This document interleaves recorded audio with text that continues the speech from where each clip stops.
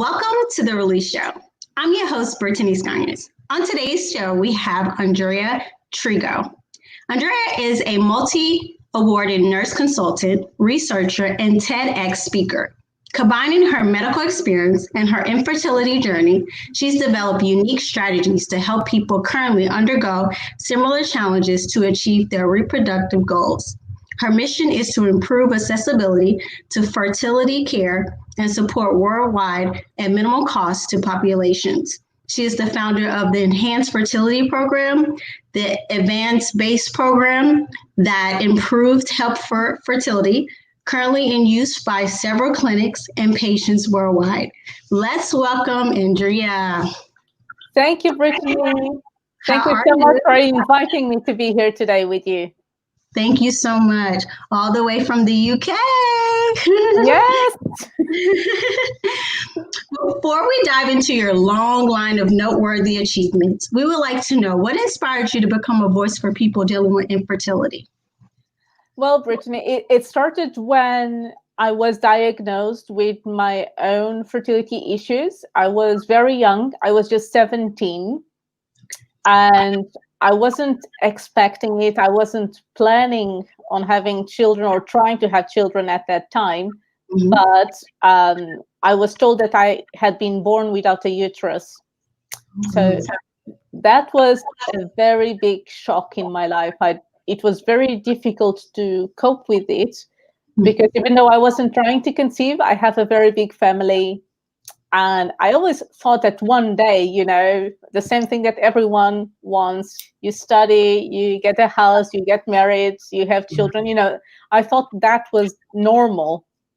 And my family is very big and we get along very well. I thought that it would happen someday. But when I realized that it wasn't going to happen, it was incredibly difficult. But that was the starting point of that triggered me wanting to give back to this community and give some meaning to my own journey as well. That's great. Thank you. And I'm so sorry about that. You've previously stated that your infertility journey played a significant role in becoming the woman you are today. Can you please talk about the experience and its emotional impact in your life? Absolutely. I would say that at 17, I was still very young. I didn't know who I was. I hadn't been through a lot of challenging things in my life. I was just a normal teenager, great parents, great family, just normal life. So when I was faced with something so complicated as you're born without a uterus, you'll never be able to get pregnant or have your own children. And on top of that, the syndrome that is called MRKH, Mayer-Rokitansky-Kuster-Hauser, it's a very big name, also means that I was born without the top third of my vagina. And I would have to have surgery to reconstruct my vagina. So at that point, at 17, when I didn't have, my values well-defined, my identity well-defined, how can I cope with something? So I started questioning everything. Am I really a woman? What is my role in a relationship? I was brought up Catholic. What does that mean in terms of sexual intercourse if I know that I cannot get pregnant? What does that mean if I know that I have to have surgery to reconstruct my vagina? What is my role in society? Because women naturally get pregnant, naturally give birth, are natural mothers. And what does that mean for me as a family? Because I want to have a family. And as I grow older, I've been helping my parents and my grandma, just going to the doctor, that kind of stuff, support. And I will not have that. So all of those things were in my head. And I would say it took me about 15 years to finally say, I am okay with it. But it started with one moment of decision. My dad is very supportive of me. He was always my rock in the moments when I didn't have any strength. So I remember very clearly being in my room, crying and asking, why me? Why is this happening to me? And my dad saying, it's not up to us to ask why. One day you will understand. Just trust. And, I was young. He was older. I trusted him. And so I just trusted what he was saying. And there was one day when I felt this very powerful force inside me. I don't know what it was. It was a very spiritual moment when I felt something inside me, and I've made a decision that ended up affecting my whole life. I decided if I can cope with this, there is nothing in life that I'm not able to achieve. Period. And it's not like, well, I want to cope with this, or I might. I was completely resolved. And I didn't know how I was going to get there. There was no map. I was still completely distraught, but I had made that decision. So every day, number one, at work or in life, whenever there's a challenge, I'm always certain that I can cope with it. I can do it. Nothing is too difficult, because this was the hardest thing. You've already been through something so challenging. So anything else that you face is like, I can deal with this, Absolutely. So, and that's great, because I think sometimes early on in life, when we go through some really tough storms or situations, in the beginning, it helps us for like our future. When we get older, we're able to handle like bigger things that happen. You're able to retract your mind to bring in positivity instead of being down with the negative thoughts. So I like how you use the situation that you were going through and make it into a positive impact into the world, which is great. It's almost like when you're given, it's like everything is taken away from you. Right. There's no solution to this problem whatsoever. Nothing can make me go back to that moment when everything was normal, before I had the diagnosis, before I entered that doctor's room. Nothing can take me there. So my only option here is to either spend my whole life complaining about it and feeling sad and bad about myself, hating my body, or I can choose to respond in a different way, in a way that allows me to grow beyond this diagnosis. How can I bring meaning to it? And that's what I've realized about 5 years ago. I need to give back to this community, give them the tools that I've used to cope with it. Otherwise, what meaning does this have? Yes. That is so great. It's great that you're inspiring other people, even though the struggle that you've gone through and the fact that you can't have any kids. Yeah. People commonly think that numerous substances like drugs and alcohol cause infertility in both men and women. From your understanding, what are the frequent causes of infertility? That is a great question. So infertility is quite complex, and human beings are really bad at reproducing. Let me just say it, because every month women only release one egg, and sometimes that egg is not good enough, or it may have any DNA abnormalities. So, and there's only about 6 days in each cycle when that egg can be fertilized. So it's not like pregnancy happens very quickly every time we have sex. It doesn't happen like that at all. So we ovulate one egg in each cycle. That egg only survives 24 hours.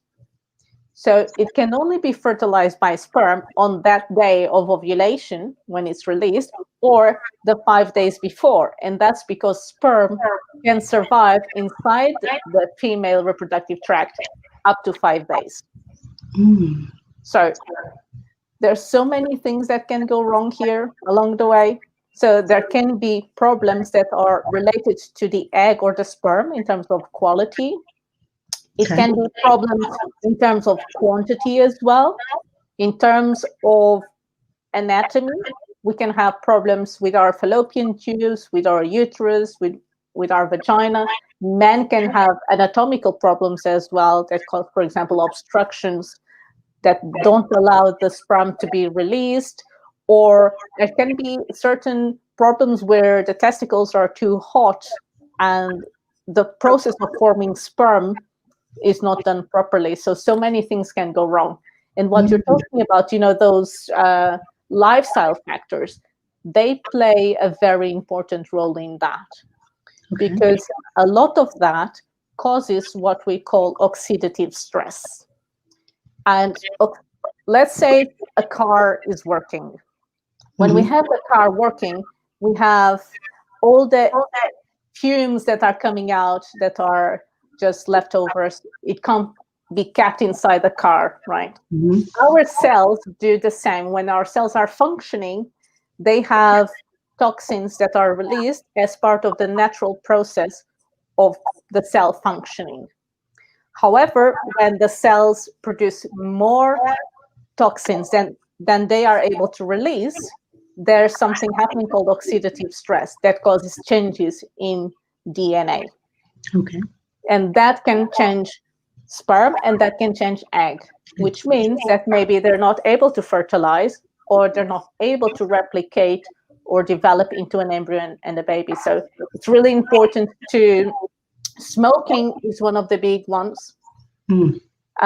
Drinking, it's advised that people who are trying to conceive stop drinking, especially in men, is particularly important. And physical activity is important as well. Too much physical activity seems to be bad. These days, there's lots of men who take steroids, to muscle. That is really, really bad for sperm. So there's a lot of things that we're doing in our day-to-day. Trans fats, fast food, all of those things are really, really bad for our hormones and for our eggs and sperm. Wow, you have just educated me on a lot. I didn't even know that. So thank you. Wow.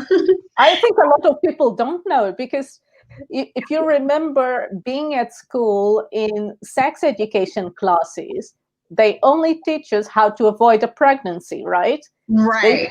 They tell us how to use a condom, use contraception, avoid sex. Yes. But family planning and sex education should be more than avoiding, right? It should be how getting to know our bodies. And part of that is knowing how the menstrual cycle works, how spermatogenesis works, when can you actually get pregnant, and what behaviors can we have that maybe I'm not trying to conceive right now, but maybe can affect my fertility in the future. So I think that's something that most people are not aware of, because we're just not taught that from a very young age. And that is so true. I really think that they should have a class, especially in high school, for kids to understand, their bodies and menstrual cycles and things like that. Because honestly, I didn't learn about this till I got older. You know, I didn't know anything about it. It was you come on your cycle, you start bleeding, and you wear a pad or a tampon, and it's kind of what you do, but I didn't really understand it and understand when you have sex and when you can get pregnant and ovulation and all of that. I didn't understand that. And I think that if we educate earlier, it's better for us as women and men. Absolutely. I think there's a lot of work that needs to be done, and it's a bit all over the world, because unless you are faced with infertility, it's likely that you won't know a lot about it. And a lot of people get pregnant naturally without problems, without ever knowing about their bodies. So I think there's a lot of work that we need to do. And I think it's great that we're talking here on your show, because potentially we're reaching a lot of people, and a lot of people will know what they need to do from now on. Yes, and I really didn't know anything about it either. I remember a friend telling me about it, I want to say maybe a year or so ago, that she was going through that and she was trying to do IVF and things like that. And I had no clue. I started researching it. And I was like, oh, can I just give you some of my eggs? Like, Yeah. because my doctor would always tell me that I was very fertile. So I was like, okay, can I just give you some of my eggs? And she was like, it doesn't work like that. I was like, oh, I'm sorry. I'm just trying to help out, because I didn't really know and I didn't know the process for it either. I think for a lot of people, so if they have been trying to conceive for 12 months, Okay. and they are under 35 and it hasn't happened, they need to seek help. Okay. If they are over 35 and they are trying for 6 months, they need to seek help. Okay. And it might be that initial help, it's important that the doctor looks at both the man and the woman. So many times it's just a woman going alone, but this is a 2% process. We need sperm to get Right. pregnant, right? Mhm. And fertility causes are almost 50-50. So 30% are related to female, 30% are related to male. And then we have 20% that is mix, both male and female have problems in the couple's relationship, and 20% are unexplained. We don't know what is the cause. So it's important that the doctor looks at both men and women, physical examination of the male and the female, a history. Sometimes, if we have had an STD in our younger years, that could be a problem later in life, preventing pregnancy. So we need to go through a history.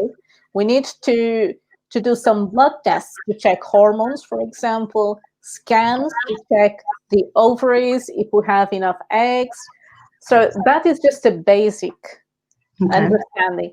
And it might be that the solution might be really simple for some people, but if we don't have those checks done, we might never know.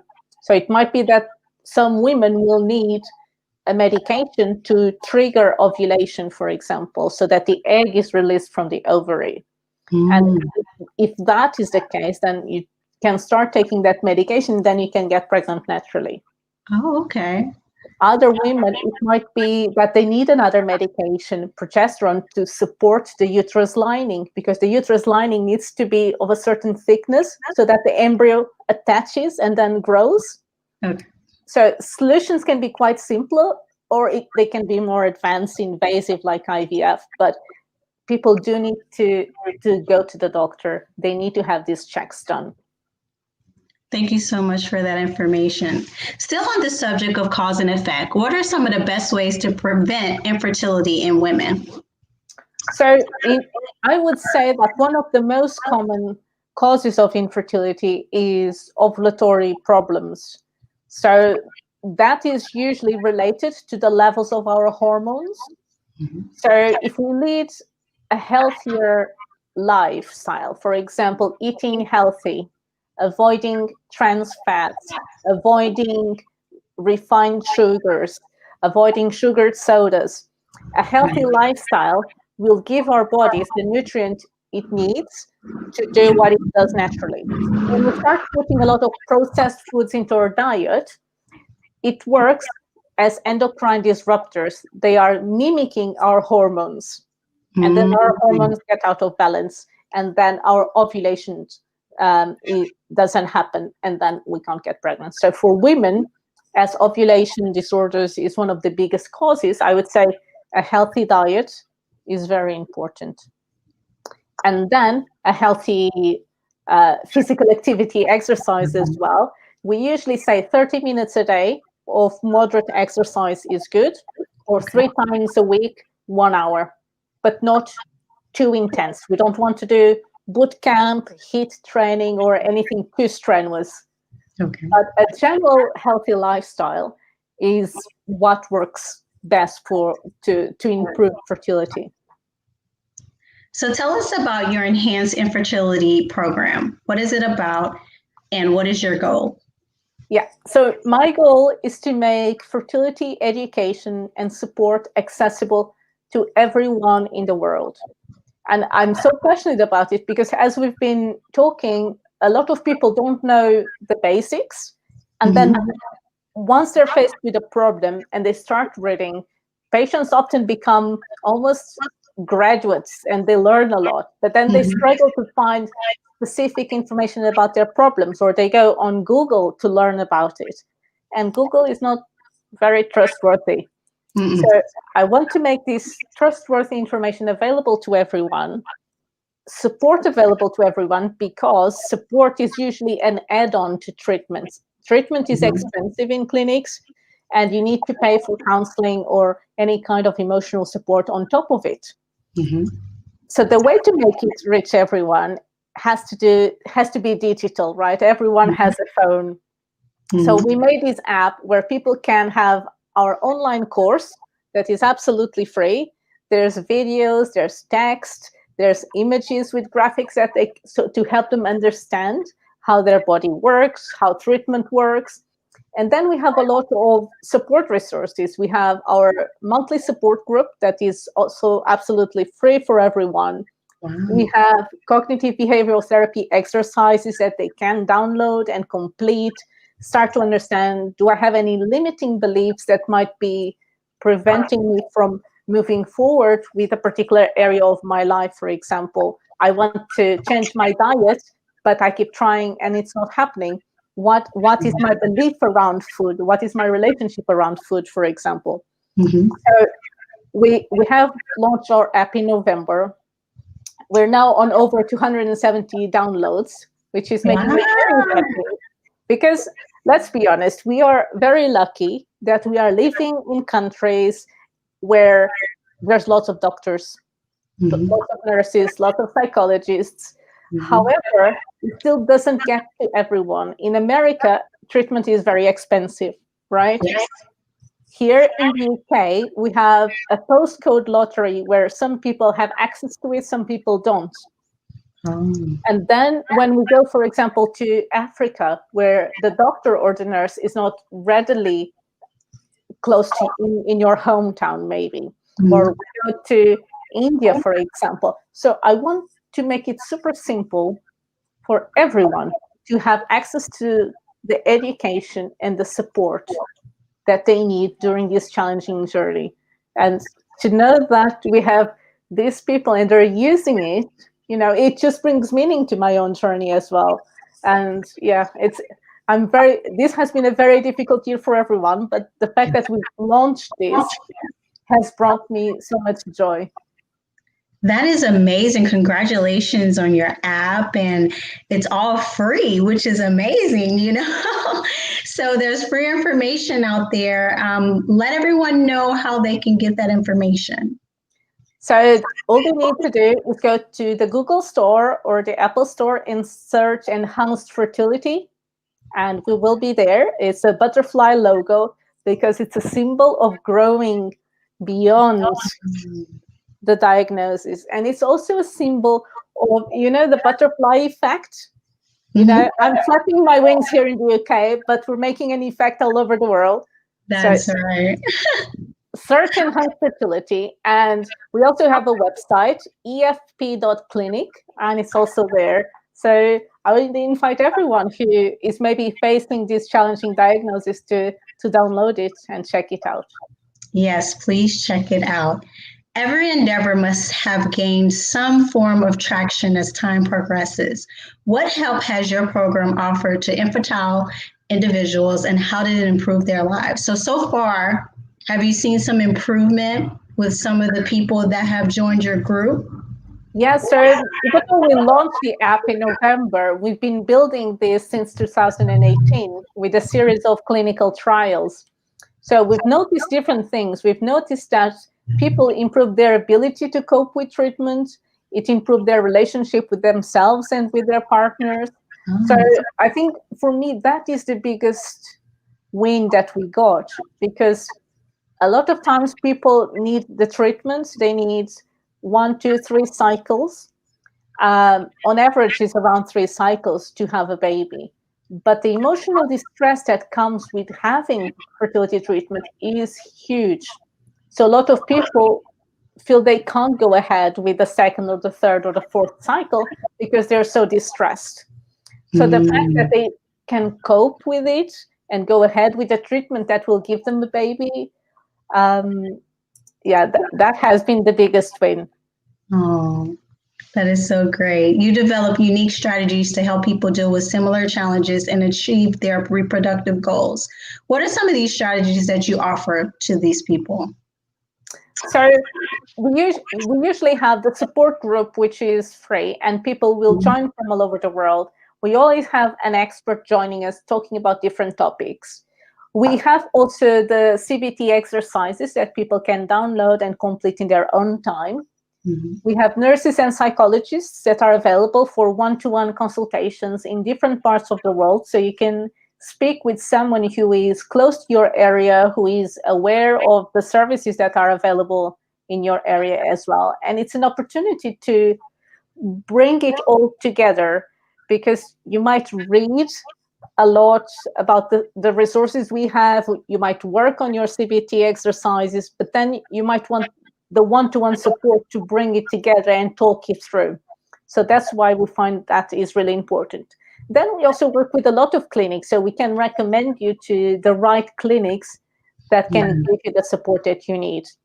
But when we do these one-to-one consultations, we start thinking about we can look at everything that you've done so far, all the exams, all your history, and it's almost like a detective's work. Can we identify what is wrong here? Or can we point in the right direction? Can we sort of create a map of where you are now? Because people feel they are in this journey. There's baby, but I don't know where I am. And if we don't know where we are, the sat nav will not be able to take us where we want to go, right? So we need to know where we are, and being in this community where you can have the one-to-one support gives you that, the ability to have a clear vision. This is where you are. This is your destination, baby. And this is what can happen, A, B, and C along the way. And just having that clarity, I think it's very, very helpful for people. I agree. Similar to secondary school, we all need a teacher to show us the way and quicken our pace to success. What individual would you say was the most influential in making you the woman you are today? Wow, it has to be my family. My family has definitely had such an important role throughout my diagnosis. I don't know if I would have coped as well if I didn't have them. My dad was the person who was the rock, the force, so that I could cope with it and my mom could cope with it, because it was so difficult. My mom was the emotional support by my side and helping me cope with all the weird things that I had to do when I had the surgery, the vaginal surgery, very intimate things. And I had my mom next to me. And then ultimately, I would say my grandma. I absolutely love my grandma. She's a force for good. And yeah, I wouldn't be who I am without them. I wouldn't have gotten here without them. And now, of course, I have my husband. I always wanted a family, and he can give me that sense of family without me having to feel I'm less of. Right. He just accepts me fully. And yeah, I just love them. Family is really, really important to me. Yes, that is so beautiful. And having a support system as strong as yours will help you get through anything in life. Yes. It's undeniable that some form of stigma is associated with not being able to reproduce. What advice would you give to parents, especially women, who are infertile? The stigma is awful, but it's there. I think a lot of people, we just learn with society what a family looks like. All it needs. Imagine Christmas now, which is just around the corner. All the adverts on TV, it's the perfect family around the Christmas tree. We all grow up thinking that getting pregnant happens easily, and a family is the traditional family. That's how it looks like. And then when it doesn't happen, we start feeling we are not normal. And there is we don't talk about it. And a lot of people feel very lonely. So there is a certain stigma attached, and people who have had a normal pregnancy, they might even say certain things or make certain suggestions that are really hurtful for people who are trying to conceive. If they say, for example, like, oh, just relax and it will happen, just go on holidays, or you can always adopt, it can come from a place of good, but it does hurt those who are trying to conceive, because they have probably thought about all of those things. They've tried more things than we can possibly imagine. So the stigma is a real problem, but we need to understand that infertility happens to 1 in 6. 1 in 6 in developing countries, in advanced economies, but 1 in 4 in worse countries. So it does happen to a lot of people. If we start thinking, for example, I'm going to the supermarket, and there's 20 people in this supermarket, 1 in 4 or 1 in 6 of them have a similar problem to mine. I am not alone. People may not talk about it, but they are struggling as well. So I wouldn't say that people necessarily need to be open about it. I know it's a very private thing. But if it comes a time when you feel that you're okay with being open to it, it can be very healing. I've been open about it since very early on. So people are usually nice. Nothing bad ever has happened from being open. And when you're open, there's someone else who says, oh, me too. And there's that bond that is created that can be very strong. So, but you need to process things inside you before you can verbalize it and be open. Just check where you are, but know that there's other people going through it. You're not alone. That's right. Well, thank you so much for coming on the show and giving us all this education, because I honestly didn't know a lot of the information that you did tell me today.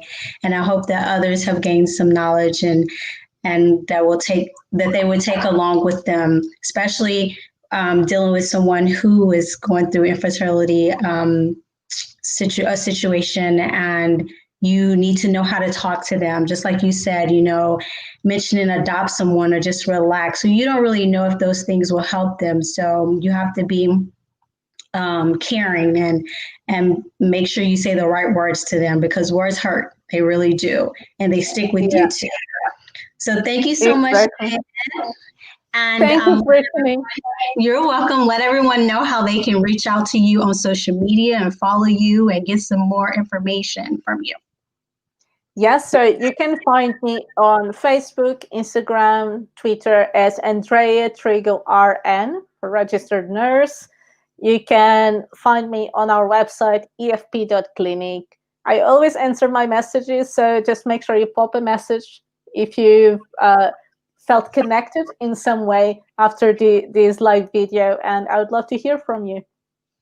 Thank you so much. All right, guys, see you next time. Bye, Brittany.